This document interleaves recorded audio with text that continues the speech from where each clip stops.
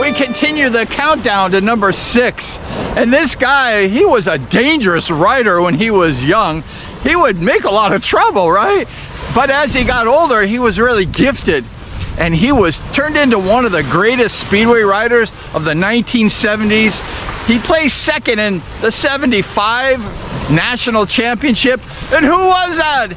He's had a 3-digit number. He was number 121. Dangerous DUBB FERRELL. DUBB started riding in the early 70s as a D2 rider and quickly, and very quickly, moved up to Division 1. And he just became a good rider, and he just was solid, you know, like he was a hard charger.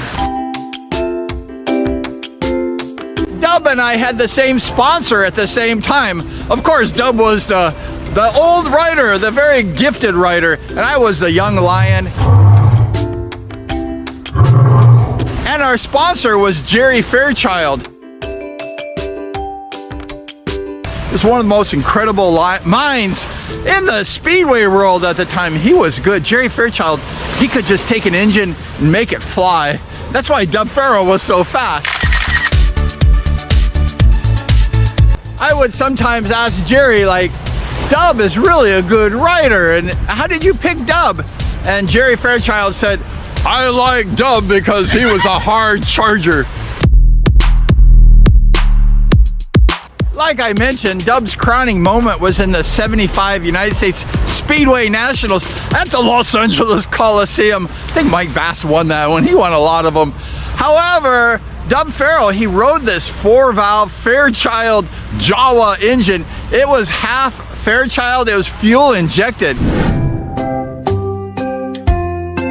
And I think DUBB had a hard time riding that bike. Why? Because it was so crazy fast. Sometimes DUBB would say, could I just go back to my regular Jawa? Sometimes when I think of DUBB, I can't help but to think of the Fairchild Industries and Jerry Fairchild, what he meant to me.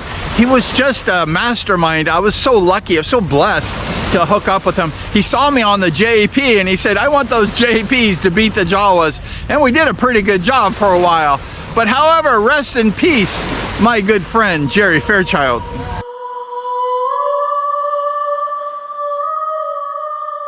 Getting back to DUBB, he started off as a dangerous rider. And then with countless hours of seat time, DUBB became a master on the speedway bike. Right after he placed second in that Speedway Nationals, he was my teacher at the Melee Speedway track. And I thought I knew a little bit, and then when I got with DUBB FERRELL, I realized that I knew nothing. And DUBB just knew so much about speedway. He taught me so much. I absorbed everything like a sponge. Why? Because DUBB FERRELL, he was really good. Moving down the countdown to number 5. Number 5, top rider of the 1970s. This guy is just incredible. And he's a captain for sure of America. Who is that? It's number 11. He took Mike Bass number 2. That's Bobby Boogaloo SCHWARTZ. When I was a young guy, I used to watch Bobby Schwartz in the stands at Costa Mesa Speedway. I saw this guy, he was next to me with black hair, kind of a big dude.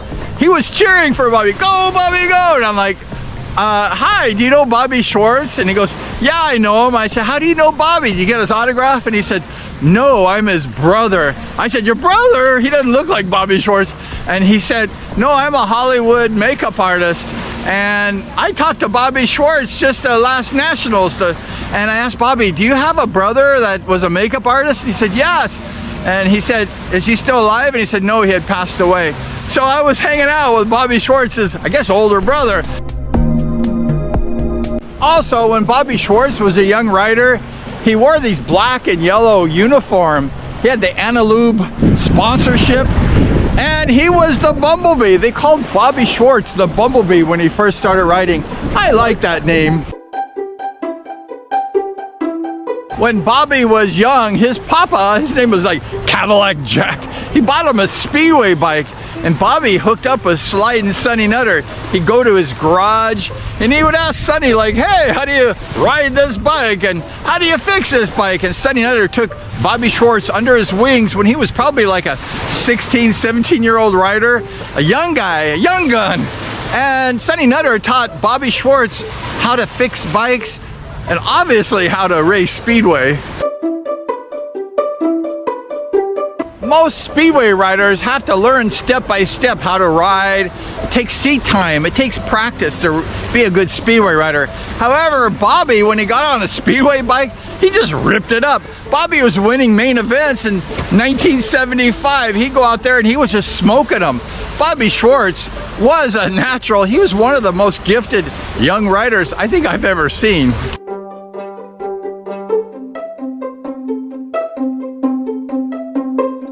Bobby will forever be remembered as a pole rider. Once Bobby got the lead and he was on the pole, it was almost impossible to pass Bobby Schwartz on the pole. He was just smooth as glass, and he was just a very good pole rider.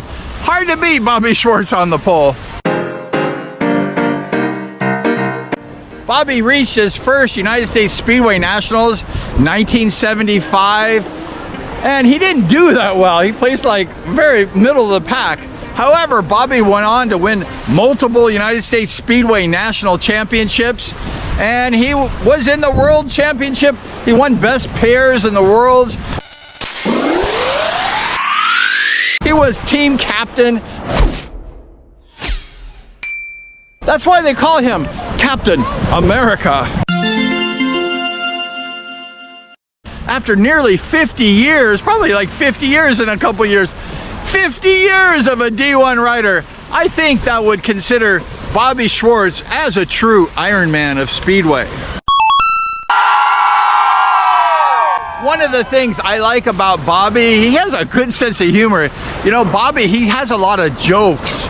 He's like a prankster. Bobby Schwartz is just, he has an incredible mind, and he's a funny guy.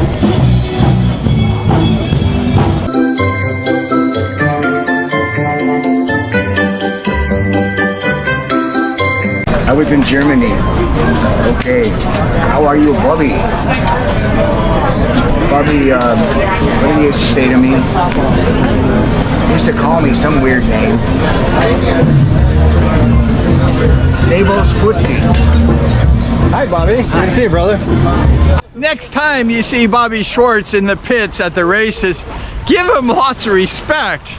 Bobby Schwartz deserves that. He's a legend. Bobby Schwartz is one of the true and living legends in modern day speedway. Started out in the 70s.